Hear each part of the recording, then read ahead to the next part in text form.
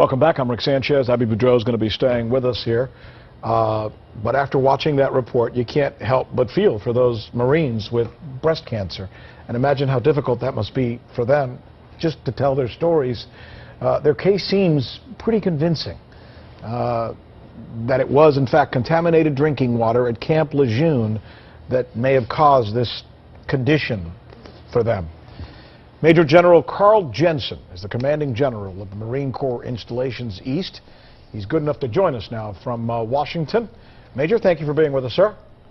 Thank you. Good to be here. Let me ask you what, as you probably heard me just allude to, most Americans watching us right now are probably thinking. These men allege that they're not being taken care of by the Corps. What is your response to them? Well, first off, our hearts, our thoughts, our prayers are with all those who are suffering, both those who you've highlighted in your show the past 2 days and those you haven't. The Marine Corps has invested approximately $15 million to study this issue. We have funded studies, most recently with the National Research Council from the Academy of Sciences, to try and determine a causal relationship. I know you're intimate with this story, so you know how important that is to establish a service-related disability for these men and women who are suffering. What about, and I don't, sir, I certainly don't mean to interrupt, but cutting to the chase here, I heard those men say to you, and I think that's what I heard, right, Abby, that you, the Marine Corps, knew at least 5 years into that water having a problem there at the base, and nothing was done about it. Nothing was said. Do you not agree that that in and of itself makes you liable? Here's what happened. That water was tested, retested. We were in full compliance with the Environmental Protection Agency regulations. There were 3 studies that were done examining all of the actions associated over that 5-year period from 80 to 85.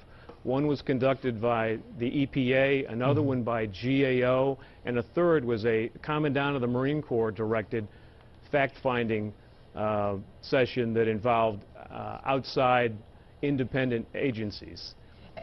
All 3 of those determined that the Marine Corps acted appropriately. Is that right, Abby? Is that, let me bring Abby into here, just to counter you, sir, respectfully, of course. So, General, are you saying that the Marine Corps does not have any responsibility here?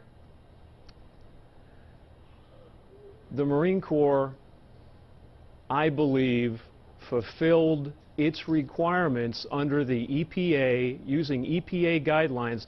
You know, frankly, here, and I don't mean to sound like an apologist, and I don't want to come across like one, but we're looking at events through a 21st century prism.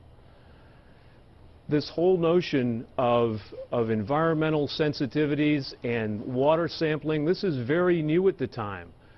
And But General, yes. just with all due respect, I mean, at that time you knew that it was, of course, dangerous to spill toxic chemicals into the ground at that point. You can't possibly say that just because the EPA didn't have a standard that you didn't know that it was wrong at that point. We weren't dumping toxic chemicals into the ground.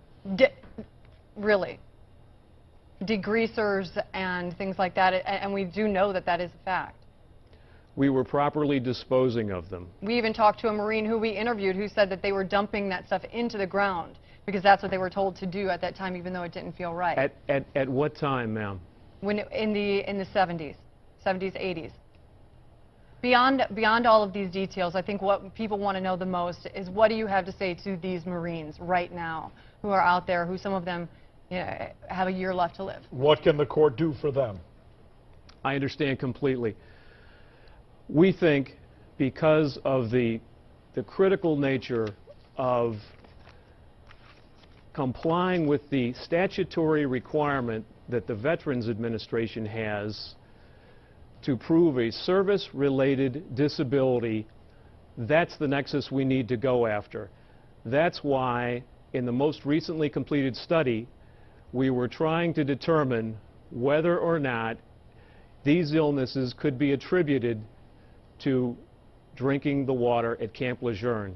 When do you think, can you give us a timetable, when do you think you will have an answer, a definitive answer, for what these men say they are convinced, because of the fact that there were now 27 of them there, they've all contracted the very same situation, some of which are soon to die, according to their doctors. When will you have an answer for them? Because they're going to start to feel like they're being pushed aside.